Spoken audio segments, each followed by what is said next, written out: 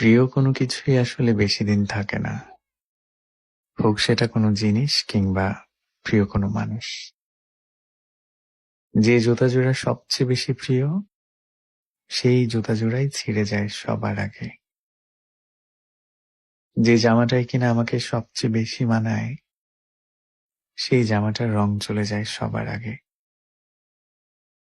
যে বালা জোড়া পরলে কিংবা প্রিয় গয়না জোড়া পরলে তোমার হাত, কান, গলা ফুটে ওঠে, অবাক করা ভাবে সেই প্রিয় গয়না বা বালা জোড়ার কোনো না কোনো সমস্যা হবে। যে প্রিয় ঘড়িটা পরলে আমার হাতটা আরো সুন্দর করে ফুটে ওঠে, সেই ঘড়িটারই হয়তো ব্যাটারি নষ্ট হয়ে যায়, নয়তো বেল্ট ছিঁড়ে যায়।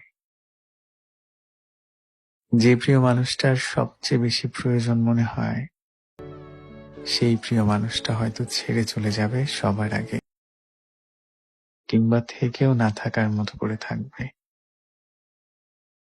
আসলে সব ঝামেলা এই প্রিয় শব্দটাকে কেন্দ্র করে।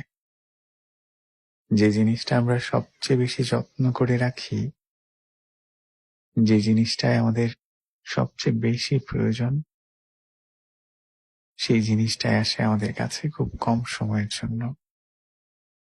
সেই জিনিসটাই আমাদের কাছে থাকে খুব কম সময়ের জন্য।